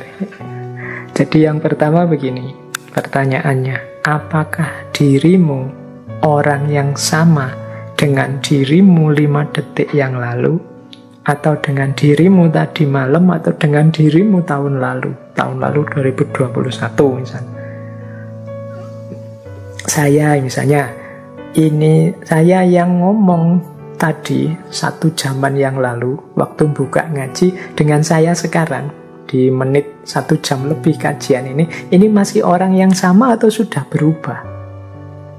Ada perubahan enggak? Atau yo itu masih orang yang sama sih? Cara membuktikannya gimana kalau saya itu masih orang yang sama atau sudah berubah? Nah, apa sih buktinya bahwa kita ini orang yang sama terus-menerus? Kalau saya Faiz, ini Faiz yang sama dengan yang dulu ngaji filsafat di awal tahun 2013, apa sudah Faiz yang berbeda? Ketika ngaji filsafat sudah 300 sekian serinya. Teman-teman boleh bertanya begitu, aku ini orang yang sama ketika dulu lulus SMA atau sudah berubah? Kalau berubah apanya? Kalau tidak berubah apanya? Kalau berubah apa aku masih bisa dipanggil Faiz sebagaimana yang dulu? Apa aku ini orang yang sama atau tidak? Bagaimana kita bisa tahu bahwa kita ini orang yang sama? Ketika kita mau tidur terus bangun lagi, itu membuktikan bahwa yang bangun ini ya orang yang tadi tidur itu apa? Nah, ini buktinya mana? Nah, ini problem philosophy of mind kalau dalam filsafat. Ya teori-teorinya banyak. Ini saya jelaskan agak cepat ya karena pertimbangan waktu. Mungkin teman-teman silahkan mendalami. Ada beberapa teori untuk yang diberikan oleh para filosof untuk menjawab pertanyaan ini. Misalnya ada yang punya pandangan begini. Teori yang pertama ini namanya illusion theory. Teori ilusi. Kata teori ini tidak ada diri yang tetap sepanjang waktu. Kita ini berubah dari satu waktu ke waktu selanjutnya dan terus berubah menjadi pribadi yang baru. Nah, kalau kita menganggap bahwa ada sesuatu yang tetap dan sama dalam diri kita, itu ilusi saja. Itu namanya illusion theory. Jadi menurut teori illusion theory ini ya orang itu berubah terus. Kalau kita menganggap yang kita hadapi adalah orang yang sama dengan kemarin, itu ilusi dalam pikiran kita saja. Hakikatnya dia berubah. Bahkan ada argumennya, kalau secara fisik kan manusia pasti juga berubah. Saya mungkin 20 tahun yang lalu ya rambutku masih hitam, sekarang banyak ya hampir semua putih. Saya sekian tahun yang lalu mungkin lebih gemuk atau lebih kurus dan lain sebagainya. Dan mungkin sekarang lebih ringkih, dulu lebih tangguh dan lain sebagainya. Secara fisik manusia pasti berubah. Kalau ini kan mudah membuktikannya. Dulu teman-teman waktu SD tidak punya kumis, sekarang punya kumis. Ini kan kalau fisik sederhana, jadi pasti kelihatan perubahannya. Bahkan ada teori setiap 7 tahun sekali tampilan fisik seseorang itu sepenuhnya mengalami perubahan. Bolehlah teman-teman nanti membandingkan foto-foto kita 7 tahun yang lalu misalnya. Coba dicek terus berkaca sekarang. Kira-kira ada perubahan apa? Kalau di teorinya sih begitu. Kemudian pikiran apalagi, perasaan apalagi, persepsi apalagi, cara memandang hidup apalagi. Ini pasti juga berubah. Nah, teori yang pertama ini namanya illusion theory. Ini bisa ditemukan misalnya dalam gagasannya David Hume, Heraclitus, William James, termasuk Buddha. Dengan dalam Buddhisme kan ada konsep anicca, ada konsep anatta, ketidakkekalan, ketiadaan aku, bahwa aku yang konsisten sepanjang waktu itu sebenarnya tidak ada. Yang ada itu aku yang berubah terus-menerus setiap waktu, setiap detik. Aku ini tidak sama loh dengan aku yang dulu. Jadi kalau teman-teman lagi gegeran dengan pacarnya kan biasanya sering digugat begitu. Kamu kok sekarang berubah, tidak seperti yang dulu. Loh, memang manusia itu hakikatnya berubah. Jadi tidak mungkin sama. Kalau kamu nganggapnya sama, itu hanya ilusi saja. Hakikatnya dia berubah. Oke, itu namanya illusion theory. Teori pertama. Ada teori kedua. Teori kedua ini namanya body theory, atau kadang disebut physical continuity. Ini pemahaman yang namanya common sense. Biasanya kita pakai. Teman-teman ketemu saya dulu tahun 2013, mungkin generasi awal yang ngaji filsafat. Sekarang ketemu saya lagi, ya tetap merasa saya dulu ketemu Pak Faiz, ya sekarang ketemu Pak Faiz. Dan ini Pak Faiz yang sama yang saya temui dulu zaman tahun 2013. Nah, ini namanya body theory. Jadi ketika kita berhadapan dengan sosok yang sama, meskipun mungkin fisiknya berubah. Mungkin dulu saya gemuk misalnya, mungkin dulu kumis saya panjang, sekarang tak potong misalnya. Itu kan berubah sebenarnya, tapi tetap kita sadari bahwa ini orang yang sama, Faiz yang sama. Nah, ini namanya body theory. Jadi atau teori physical continuity, meskipun sama sekali berubah, misalnya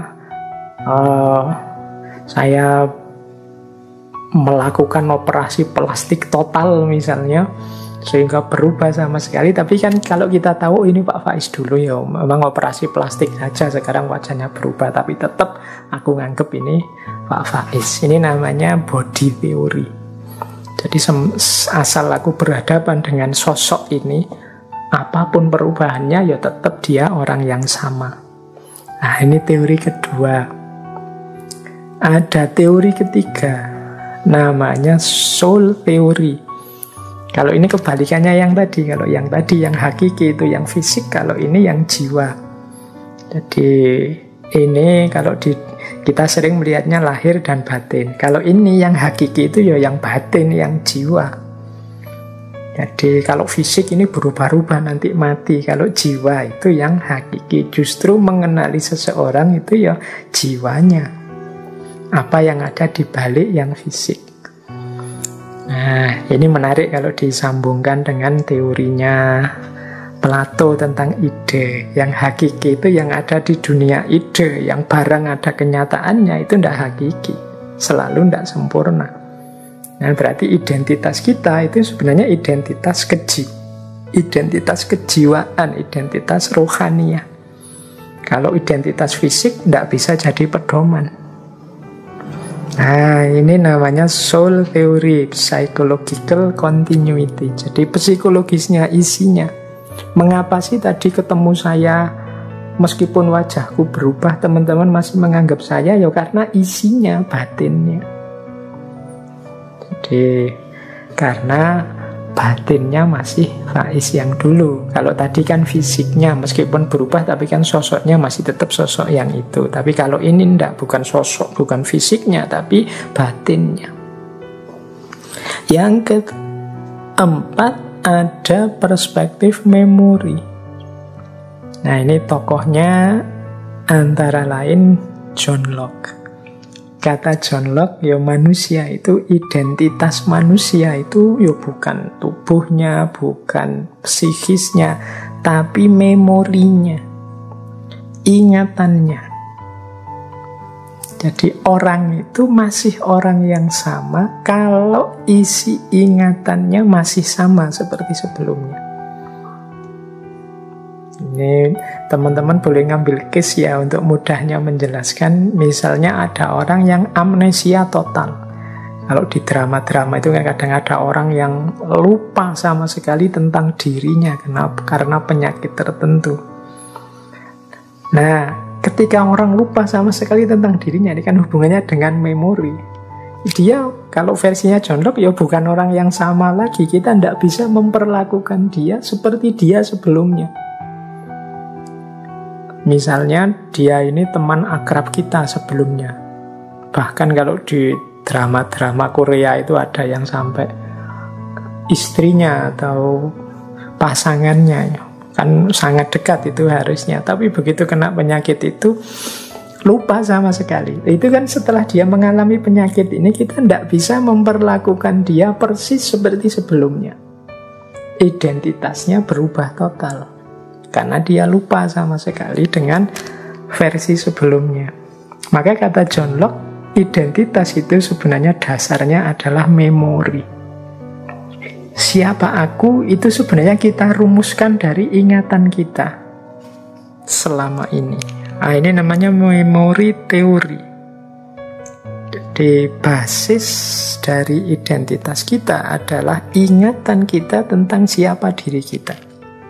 Bayangkan misalnya ya teman-teman, besok pagi bangun ternyata isi memorinya tertukar. Misalnya isi memorinya teman-teman ketukar dengan saya. Bangun pagi teman-teman merasa bahwa saya ini Faiz loh, tapi begitu berkaca kok bukan. Tapi kan secara identitas itu ya tergantung memori. Berarti aku hidup menjalani keseharian sebagaimana isi Faiz tadi. Nah, ini kan memori. Kita hidup itu berdasarkan memori. Kita bangun pagi misalnya merasa, oh ini anakku, itu istriku, yang sana adikku. Itu kan berdasarkan ingatan kita selama ini. Nah, ini tokohnya John Locke. Oke, baik. Berarti ada 4 perspektif tadi ya untuk bagaimana kita menegaskan siapa aku ini. Ada teori ilusi yang berpandangan tidak adalah identitas yang tetap itu sepanjang waktu. Kita ini manusia yang selalu berubah. Ada body teori, ya aku yang terlihat selama ini. Nah, kalau soul teori, ya aku adalah apa yang aku rasakan dalam jiwaku selama ini. Kalau memory teori itu ya aku adalah sesuai yang aku ingat tentang diriku selama ini. Kalau teman-teman tanya yang paling pas yang mana Pak, yang paling benar yang mana Pak, ini kalau dalam filsafat seperti saya bilang di awal tadi, ini perdebatan dan diskusi ini masih berlangsung, masih banyak perspektif-perspektif baru. Apalagi hari ini muncul macam-macam problem, termasuk situasi-situasi seperti artificial intelligence, kesadaran-kesadaran baru tentang manusia. Ini juga nambah rame. Mungkin lain waktu bisa kita jelajahi lebih dalam. Hari ini mungkin teman-teman kenal, tadi saya singgung sedikit, misalnya operasi plastik. Orang bisa mengubah total tampilan fisiknya, meskipun isinya sama. Ini masih tetap orang yang sama atau tidak? Orang yang kehilangan ingatan total. Bahkan hari ini ada istilah multiple personality disorder. Orang yang mengalami merasa dalam dirinya ada banyak personalitas. Ada, kok rasanya saya ini kadang jadi orang pemarah, kadang jadi kelihatannya kok sabar sekali, kadang jadi ada tabrakan-tabrakan. Jadi identitas dalam dirinya, orang merasa dalam dirinya ada beberapa personalitas yang bisa berubah-ubah. Belum lagi beberapa gejala sakit jiwa. Atau kalau teman-teman pernah membaca novel itu kan fiksi, Dr. Jekyll and Mr. Hyde. Ini bagaimana orang itu yang paginya sih dokter, dia tulus bantu orang, malamnya jadi sosok yang mengerikan. Seperti psikopat-psikopat itu kan kadang kelihatannya lembut, kelihatannya manusiawi sekali kelihatannya, tapi kalau keluar sisi sadisnya dia luar biasa sadisnya. Nah, ini kan fenomena-fenomena yang mungkin perlu dibahas lebih dalam, lebih luas.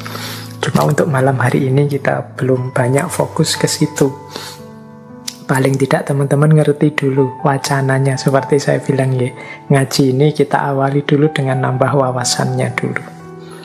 Baik, jadi itu isu tentang bagaimana kita mengenali identitas personal kita, baik dari perspektif illusion teori, body teori, soul teori, maupun memory teori. Nah, ada lagi pandangannya William James. William James ini punya pandangan tentang identitas. Menurut dia, identitas dalam diri seseorang itu bisa ada 3 jenis yang bisa saling berbeda. Yang pertama, aku menurut diriku. Yang kedua, aku menurut orang lain. Dan yang ketiga, aku yang sebenarnya. Ini beda-beda. Pemahamanku terhadap diriku mungkin beda dengan pemahaman orang lain tentang diriku. Bahkan bisa juga beda dengan kenyataan diriku yang sebenarnya. Misalnya, ada orang yang permisif, menganggap dirinya itu baik terus, padahal hakikatnya dirinya itu buruk, dirinya itu suka bohong, tapi dia merasa, loh, kebohonganku itu kan beralasan, kebohonganku demi kebaikan, sehingga kebohongan itu dihitung sebagai baik.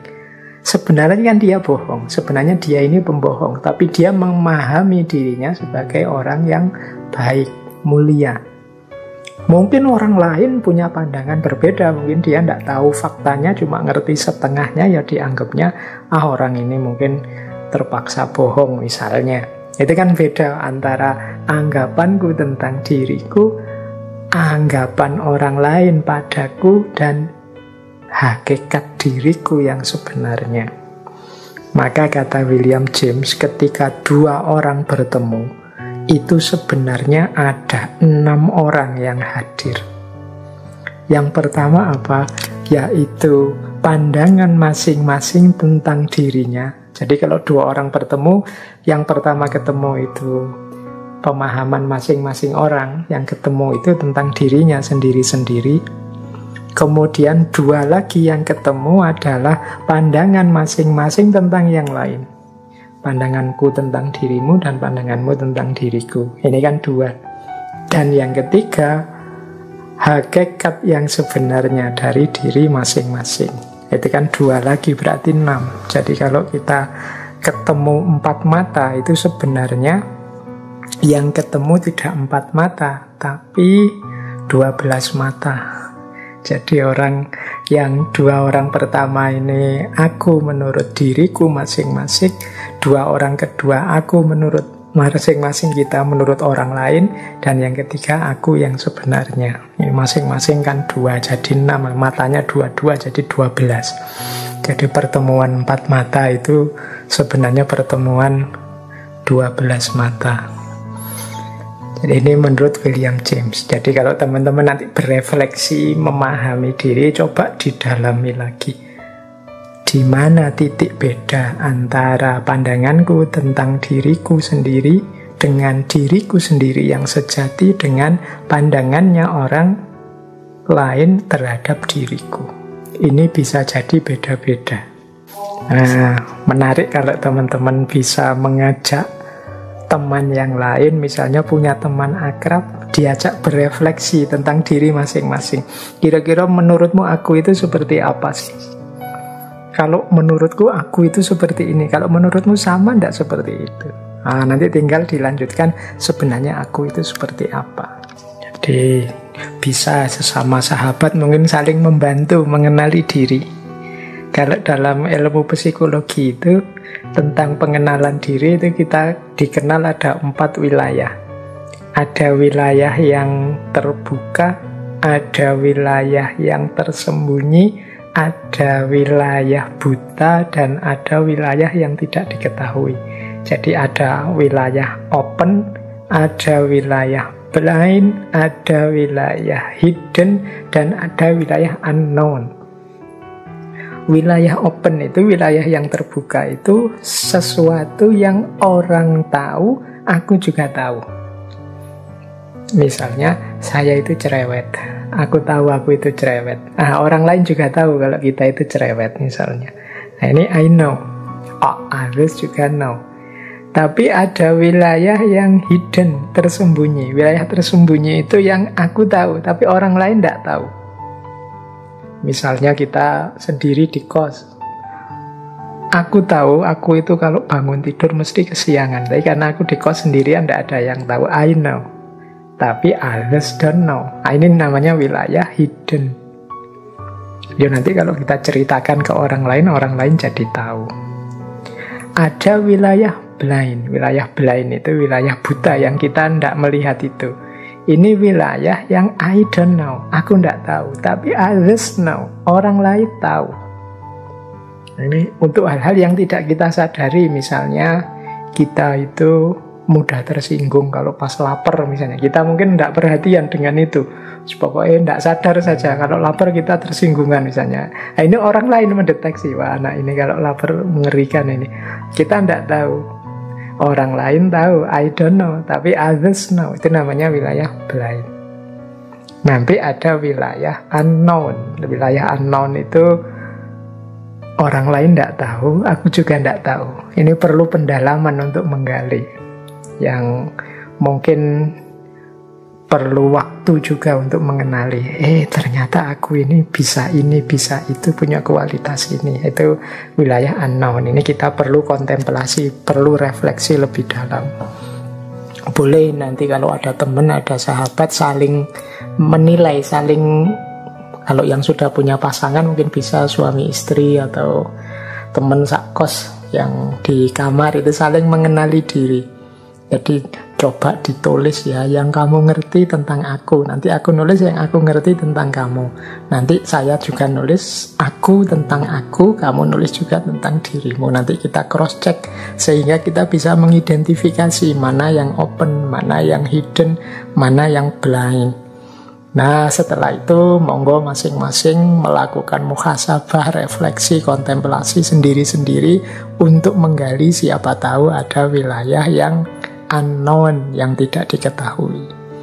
Ini salah satu jalan kita untuk memahami diri, mengenali diri, membangun identitas. Baik, jadi itu isu yang lain dalam kita memahami diri, mengenali diri, membangun identitas diri. Kita lanjutkan. Nah, penting juga saat kita melakukan self-identity, ada isu lagi yang banyak ditekankan oleh para filosof, yaitu terimalah diri kita sendiri. Mari kita menjadi diri sendiri. Ini menjadi isu di banyak hal. Misalnya ada kalimat dari Lao Tzu itu. Misalnya, angsa itu tidak perlu mandi untuk membuat dirinya putih. Demikian juga engkau tidak perlu melakukan apapun, engkau hanya perlu menjadi dirimu. Nah, ini kalimat dari Lao Tzu. Jadi berarti apa? Memahami diri itu bukan kok terus menipu diri, tapi yuk jadi diri kita sendiri saja dulu. Kita pahami potensi-potensi, kelebihan-kelebihan kita, dan itu yang kita hidupkan. Jangan takut atau jangan banyak terpengaruh oleh hal-hal di luar diri sampai kita melupakan hakikat diri kita yang sejati. Jadi the snow goose need not bath to make itself white, neither need you do anything but be yourself. Jadi angsa itu tidak perlu mandi untuk membuat dirinya jadi putih. Demikian pula engkau tidak perlu melakukan hal-hal yang lain, tapi hanya jadilah dirimu sendiri. Dan ini dikuatkan oleh Dr. Seuss. Ini tokoh yang bolak-balik sering kita singgung ya di bulan yang lalu. Kata beliau begini, jadilah dirimu sendiri. Katakan apa yang engkau rasakan. Karena mereka yang keberatan tidak menganggapnya penting, mereka yang menganggapnya penting tidak keberatan. Maksudnya apa? Yuk kita jadi diri kita sendiri saja. Tidak usah terlalu peduli dengan komentarnya orang. Orang yang peduli dengan kita itu tidak akan banyak berpikir, dia pasti menerima apa saja yang kita lakukan, kita katakan. Sebaliknya, orang yang tidak peduli dengan kita, dia tidak akan mau berpikir dalam tentang apa yang kita lakukan, apa yang kita katakan. Jadi, berarti apa? Tidak usah tergantung pada komentarnya orang. Tidak usah tergantung pada pikiran-pikirannya orang yang tidak selalu relevan. Mari kita jadi diri kita sendiri. Dan kita menyampaikan apa yang ingin kita sampaikan. Kita diam kalau memang tidak ingin bicara. Pokoknya kita hidup sesuai keinginan kita, menjadi diri kita sendiri. Ini mirip seperti pepatah, jadilah diri sendiri sesuai yang kita inginkan, karena orang yang suka kepada kita tetap akan suka kepada kita apapun yang kita lakukan, apapun yang kita jalankan. Sebaliknya, orang yang tidak suka pada kita tetap akan mencari celah-celah untuk menyatakan bahwa kita salah, kita keliru, apapun yang kita jalankan, apapun yang kita lakukan. Baik, ya ini nasihat pertama tentang self-identity ini berarti yuk kita menjadi diri kita sendiri secara otentik. Kalau iya ya kita bilang iya, kalau tidak ya kita berani bilang tidak. Prinsip pertama. Prinsip kedua dari self-identity adalah, jadi ini membangun identitas diri. Identitas itu sesuatu yang seperti saya bilang di awal tadi, bukan harga mati. Tapi dia adalah sesuatu yang dibentuk, diupayakan. Jadi ini saya kutipkan satu quotes dari Josh Bernard Shaw. Dia bilang, life isn't about finding yourself. Life is about creating yourself. Hidup itu bukan tentang menemukan dirimu, tetapi hidup itu tentang menciptakan dirimu. Kita ini kan sering menghabiskan terlalu banyak waktu untuk siapa hakikat diriku, apa hakikat diriku, terus-menerus. Kata Josh Bernard Shaw, tidak begitu caranya. Caranya apa? Engkau ingin membentuk dirimu seperti apa? Itulah nanti yang akan jadi hakikat dirimu. Jangan dicari-cari, tapi apa? Ciptakan, buatlah. Kalau ingin jadi pahlawan, ya lakukan hal-hal kepahlawanan, ciptakan hal-hal kepahlawanan. Kalau ingin jadi manusia mulia, lakukan perbuatan-perbuatan mulia. Jadi life is about creating yourself, bukan finding yourself. Jadi kadang-kadang kita ini kan mungkin karena terlalu banyak teori yang dijejalkan, sehingga kita cari-cari diri kita mencocokkan dengan teori-teori. Akhirnya kita capek menemukan diri kita. Saya itu tipe introvert atau extrovert ya. Saya itu tipe jenis orang yang begini apa yang begitu ya, melankolis apa ya. Itu kan sering banyak teori-teori itu, terus kita membaca diri kita. Tapi sebenarnya itu semua bukan harga mati. Jadi, saya introvert Pak, tapi saya akan berjuang untuk mengatasi introvert saya biar tidak terlalu introvert. Saya juga ingin jadi orang yang pintar bersosialisasi. Pasti bisa. Karena apa? Life is about creating yourself. Jangan menyerah dengan karakter yang sedang kita miliki hari ini. Wong karakter itu bukan harga mati. Dia sesuatu yang bisa kita ciptakan, kita hidupkan, kita biasakan. Jadi rumus kedua tentang self-identity, kalau tadi rumus yang pertama kan jadilah otentik, tapi ini yang kedua dilanjutkan, yaitu mari kita ciptakan diri kita, kita bentuk diri kita sesuai yang kita inginkan. Bahkan nanti di situ saya tambahi quotes dari Mahatma Gandhi. Beliau menegaskan, a man is but the product of his thought. What he thinks he becomes. Manusia itu hanyalah produk dari pikiran-pikirannya. Apa yang dia pikirkan, seperti itulah dia terbentuk. Berarti apa? Yuk kita berpikir yang positif-positif, yang produktif-produktif. Kita berpikir yang baik-baik tentang diri kita, lingkungan kita, masyarakat kita. Disitulah kita juga akan terbentuk jadi orang baik. Pikiran kita yang baik akan melahirkan kata-kata yang baik, melahirkan tindakan yang baik, dan melahirkan kebiasaan-kebiasaan yang baik. Kalau hidup kita ada di siklus ini, pikiran baik, kata-kata baik, tindakan baik, kebiasaan baik, ya pasti karakter kita akan terbentuk jadi karakter baik. Identitas kita adalah identitas orang baik. Nah, jadi ini rumus kedua saat kita membangun self-identity, membangun identitas diri kita. Rumus yang ketiga untuk self-identity adalah identitas kita itu sifatnya adalah ongoing proses. senantiasa berproses. Tidak mandek, tidak harga mati. Ini seperti kalimat yang saya ambil, quotes dari William Shakespeare.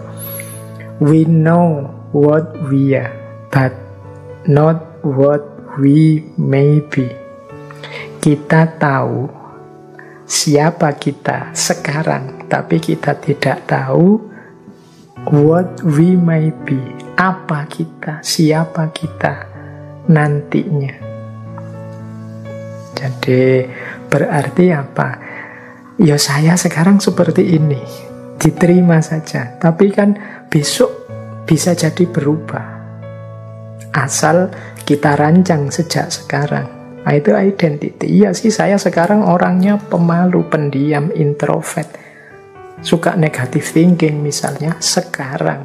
Tapi kan kalau memang aku berniat mengubah diriku, ya siapa tahu besok aku bisa berkembang jauh lebih baik. Dan tentunya kita juga kan ingin jadi jauh lebih baik. Jadi we know what we are. Kita mungkin bisa membaca siapa diri kita sekarang, tapi but not what we may be. Siapa tahu kita yang akan datang. Karena tidak ada identitas yang fix. Ya saya sekarang pemalu sih, tapi bukan berarti kepemaluan saya ini harga mati. Sampai besok-besok aku ya pemalu. Kalau kita mau bisa kok mengubah sifat pemalu kita, misalnya jadi agak pemberani misalnya. Itu what may be. Maka orang jangan putus asa dengan kondisinya, dengan situasinya, dengan identitasnya saat ini. Karena identitas, karakter, situasi itu sifatnya ongoing proses. Terus menerus berubah, bahkan tidak ada titik akhirnya. Kitalah nanti yang bisa menentukan kita ingin jadi apa, kita ingin terbentuk seperti apa. Ini dikuatkan oleh quotes dari Lao Tzu. When I let go of what I am, I become what I might be. Kalau aku melepaskan diriku saat ini, aku menjadi diriku yang mungkin. Diriku yang mungkin itu ya, diriku mungkin yang lebih baik, mungkin yang lebih sukses, mungkin yang lebih luar biasa, mungkin yang lebih dahsyat dari sekarang. Syaratnya apa? Let go of what I am. Berani melepaskan, berani keluar dari zona nyaman saat ini, berani out of box. Nah, maka akan ketemu dengan what I might be. Jadi identitas itu bisa bersifat ongoing proses. Bisa berubah terus-menerus. Tidak ada yang pasti, tidak ada yang eksak terus-menerus begitu. Seperti sering saya jelaskan kan, hidupnya manusia itu serba dinamis, berubah. Maka we know what we are, but not what we may be. Kita tahu siapa diri kita sekarang, tapi seperti apa kita besok kita tidak tahu. Semuanya tergantung kemauan, keinginan, dan keseriusan kita dalam menjalani hidup, mengkonstitusi diri kita. Baik. Nah, ini waktunya tinggal sedikit. Ada quotes menarik dari Mahatma Gandhi lagi. Dia bilang begini, the best way to find yourself, the best way to find yourself is to lose yourself in the service of others. Cara terbaik untuk menemukan dirimu adalah dengan cara melenyapkan dirimu dalam melayani yang lain, dalam berbuat baik pada yang lain. Nah, ini quote terakhir dari Mahatma Gandhi. Ini mungkin kita pahami sebagai strategi alternatif ya. Mungkin kita kesulitan untuk membentuk diri kita. Ya sudahlah, ada jalan pintas, yaitu apa? Lakukan kebaikan untuk orang lain. Anggap saja dirimu hilang itu kikis egoismu jauh-jauh, kikis egomu dalam-dalam, abdikan dirimu untuk yang lain. Ya paling tidak dengan melakukan itu akan terbentuk diri kita sebagai orang yang baik, orang yang tulus, orang yang bernilai penting di tengah masyarakat. Jadi kita kan sulit, Pak saya itu siapa ya Pak? Saya itu cirinya apa ya Pak? Kelebihan saya apa ya Pak? Kekurangan saya apa ya Pak? Kita kan sering begitu, terus capek membaca buku kiri kanan. Sudahlah, kalau tips dari Mahatma Gandhi, lakukan saja kebaikan-kebaikan semampumu. Mungkin awalnya agak memaksa diri, tapi lama-lama seperti itulah kalian akan terbentuk. Jadi apa? Jadi orang yang baik. Jadi orang yang melakukan banyak kebaikan untuk sesama. Otomatis di situ kita eksis, kita bernilai penting. Tadi kan kita merumuskan identitas macam-macam itu kan untuk menegaskan diri, menunjukkan kita ada, menampilkan betapa pentingnya diri kita, kan begitu. Nah, kata Gandhi, ya ada jalan terbaik untuk lebih cepat sampai ke sana, yaitu apa? Lose yourself in the service of others. Lakukan kebaikan sebanyak mungkin, semampumu untuk orang lain. Otomatis nanti lama-lama terbentuklah identitas dirimu sebagai orang yang baik. Tampillah kalian eksis sebagai orang yang baik. Otomatis nilai dirimu jadi penting. Orang lain mendapatkan kemanfaatan dari hidupmu. Jadi ini jalan praktis dari Mahatma Gandhi. Kalau mungkin di antara teman-teman yang kesulitan melakukan konstitusi diri, identifikasi diri yang mendalam, rumit seperti para filosof, ya sudahlah, teman-teman punya konsep kebaikan apa, ngerti yang baik-baik apa, paham yang bisa dilakukan apa, lakukan itu semaksimal mungkin. Disitulah nanti diri kita akan terbentuk. The best way to find yourself is to lose in the service of others. Terakhir, ini tak tambahi satu lagi. Kalau tadi alternatif dari Mahatma Gandhi, ini ada lagi satu alternatif dari Maulana Rumi. Cuma ini mungkin lain waktu akan saya jelaskan jauh lebih panjang, karena sesi malam hari ini kita belum sempat masuk ke aspek identitas dari perspektif agama, khususnya dari perspektif tasawuf. Tapi kita bikin trailernya dulu ya. Ini dari Maulana Jalaluddin Rumi. Kata beliau begini, how do I know who I am or where I am? How could a single wave look at itself in an ocean? Bagaimana aku bisa tahu siapa aku atau di mana aku? Bagaimana sepotong gelombang bisa mengidentifikasi dirinya di tengah lautan? Nah, ini Maulana Rumi. Jadi ini pandangan yang mewakili kalangan tasawuf, yang membangun identitas diri dalam naungan hadirat ilahi.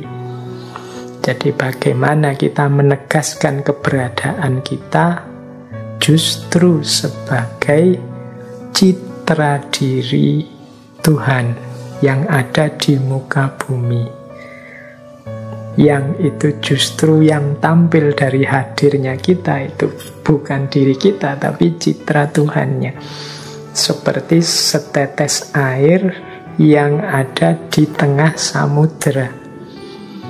Jadi setetes air tadi mewakili hadirnya samudera. Tetapi ketika dia ada di tengah samudera, ya bagaimana setetes air tadi mampu mengidentifikasi diri, karena yang ada, yang tampak tentunya adalah samudranya, bukan setetes airnya. Baik, Ini mungkin lain waktu kita perdalam ya. Ini perspektif tasawuf tentang identitas diri. Kemudian sebelumnya tadi perspektifnya Mahatma Gandhi tentang identitas diri. Bagaimana kita temukan identitas diri dalam pengabdian dan kebaikan.